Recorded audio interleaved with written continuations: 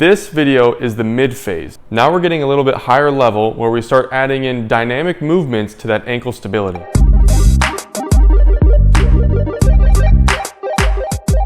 If you've stumbled upon this video, but you just rolled your ankle and it's still swollen, watch this video first where I talk about the first steps you should take.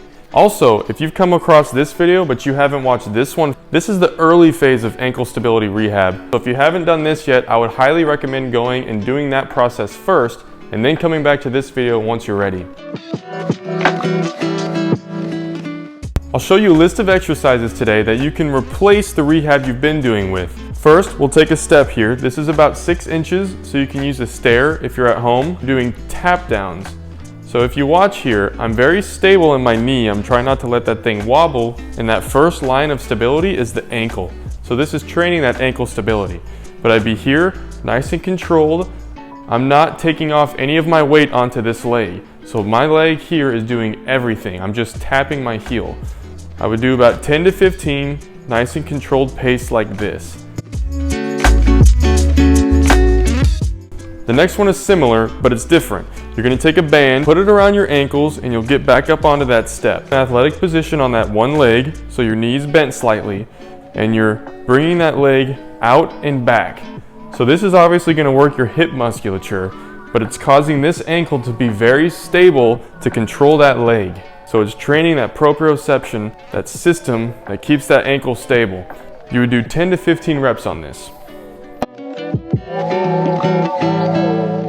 For the next one, we're going to use what's called a Bosu ball. If you're doing this at the gym and you don't have this, or you don't have this at home, I'll show you how you can do it with something else. But I want to show you this version first. So you're here, and I'm holding 20-pound weights here, and it's nice and controlled, paced forward lunges, and I'm coming up. And because that's an unstable surface, it forces my ankle and my hip, but a lot of my ankle to stabilize here, working that proprioception to increase. I would do about 10 to 15 reps of that. Maybe you don't have a Bosu ball, but you have a foam pad. You can use the foam pad and do the same thing with weights. It won't be as unstable as the Bosu ball, but it still gets the work. Let's say you don't have a foam pad. You can use a pillow at home. So you get it there, and you're doing that same type of thing. Next, we're moving on to translating to sport. So this involves jumping. If you're here just because you're tired of rolling your ankles, but you don't need to be doing anything that involves jumping, you can skip this one. But if you're an athlete, or you play recreational sports, or you just want to be able to jump without worrying about your ankle rolling, then this one's for you. But what you're doing is you're jumping off of 2 feet, and you're going to land on 1 foot in a athletic position and then stand up tall. You can have a step anywhere from 6 inches all the way up to 2 feet, maybe higher if you can handle it. It's based on how it feels for you. I also like this because it's a little bit padded, meaning it's not completely stable, so my ankle has to do more work. I want you to land soft. You'll see people jump train and it'll sound like this. Not only is that bad for your joints, but that actually is not good for proprioception at all, because that's training your joints just to slam into the surface. So anytime you land and you're not perfectly stable, that thing's going off to the side. When you jump on there, I want you to land with your whole foot on here. So it'll look like this. You can see my ankle, when it lands, it has to work to stabilize. That's that proprioception at work. You would do about 10 to 15 of these.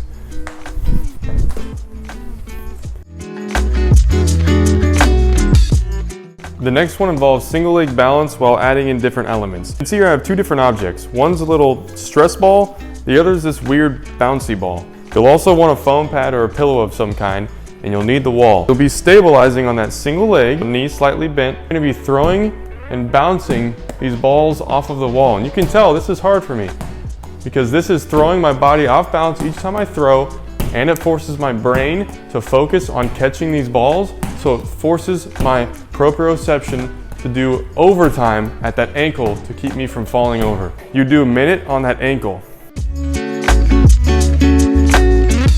This is the last exercise of this mid phase. Take a band, hook it up to the wall. You're gonna have your foam pad or a pillow. You'll be standing on it with the ankle. It doesn't matter if it's the inside or if it's the outside, because we're gonna do it both ways. Stable here, slightly bent, getting this band some tension, so I'm bringing it to my chest, and I'm going to spell out the alphabet. This will take however long it takes me to get through the alphabet. Usually takes about a minute.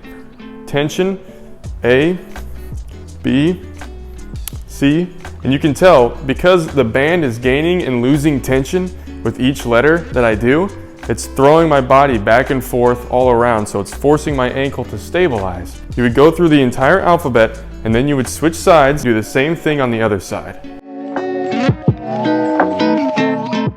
Okay, nice job. That's it for phase 2. So that sequence of exercises, I would want you to do like you did last phase's exercises. So 1 to 2 times a day for about a week. Then we're gonna move on to the last step, which is the high level last phase of ankle stability rehab.